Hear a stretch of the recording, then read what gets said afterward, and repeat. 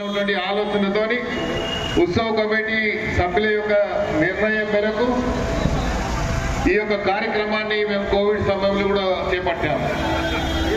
గత సంవత్సరం హైదరాబాద్ లో ఉన్నటువంటి ప్రతి కుటుంబం వారు మాజీ కార్పొరేటర్ కృష్ణ యాదవ్ గారు కానీ దర్శనన్నలోనే అధికారులకు ఆదేశాలు ఇచ్చి మరి అంగరంగ వైభవంగా ఇది హైదరాబాద్ లో వెలిసేటువంటి కైలాసంలో వెలిసేటువంటి వినాయకుడి ఉత్సవ కమిటీని మరి ఈ సంవత్సరం దాదాపు 70 సంవత్సరాలు పూర్తి చేసుకొని 71 సంవత్సరాలు అడుగుపెట్టిన సమయంలో హైదరాబాద్ ముద్దుబిడ్డ మనందరి ప్రియతమ నాయకుడు నాగేందర్ గారి నాయకత్వంలో ఈ సంవత్సరం కూడా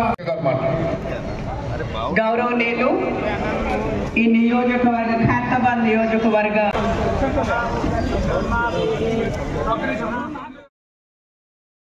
శాంతి మహాశక్తి గణపతి శ్రీ విశ్వశాంతి మహాశక్తి గణపతి. ఇందులో మీరు చూసినట్టయితే ఒక పక్కన మరి లక్ష్మీ సమేత హైగ్రీవ స్వామి ఉన్నారు, ఇంకో పక్కన పూరి జగన్నాథ స్వామి ఉన్నారు, అదేవిధంగా లలిత త్రిపుర సుందరి మహాదేవి ఉంది. మా హైదరాబాద్ లో వేసినటువంటి గజ్జలమ్మ దేవాలయం తల్లి ఉన్నది. ఇది అనిల్ కుమార్ యాదవ్ గారు మా మేయర్ గారు ఉత్సవ కమిటీ సభ్యుల ఆధ్వర్యంలో కొద్దిగా ఎంతకు జరగండి కాబట్టి ఈసారి ఇంకా చాలా ట్రెడిషనల్ గా చేయబోతున్నాం. Thank you.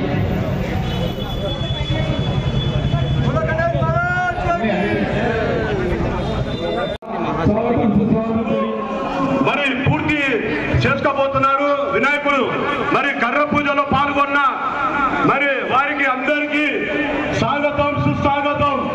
1954 నుంచి పీడంపేట శంకరయ్య గారు ఒక్క అడుగు ప్రతి సంవత్సరం మరి అడుగు బందోబస్తు మరి ఉంటూ మరి మహిళలు ఉన్నారు. వారికి మా గణేష్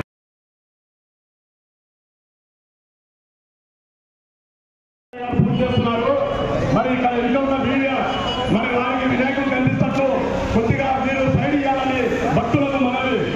మరి బిడ్డు సాయి కుమార్ గారు చైర్మన్ గారు వారిని ఇక్కడ పూజలో పాల్గొంటున్నారు. వారికి హైదరాబాద్ గణేష్ కమిటీ నుంచి మేము స్వాగతం సుస్వాగతం.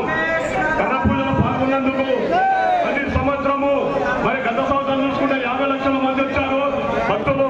ఎలాంటి ఇబ్బంది లేకుండా వాలంటీర్లు ఏర్పాటు చేశాము.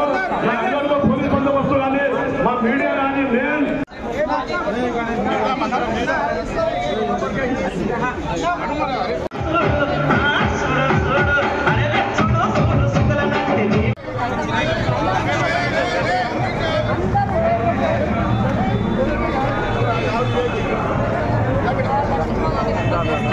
చేశాము. అదేవిధంగా మరో 82 రోజుల పాటు సమయం ఉంది. ఇంకో 3 రోజులలో విశ్వశాంతి మహాశక్తి గణపతిగా హైదరాబాద్ గణేష్ రూప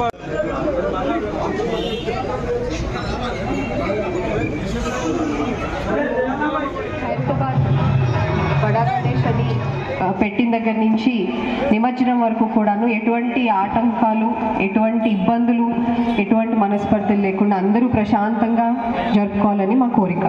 థ్యాంక్ యూ. మా ప్రార్థన.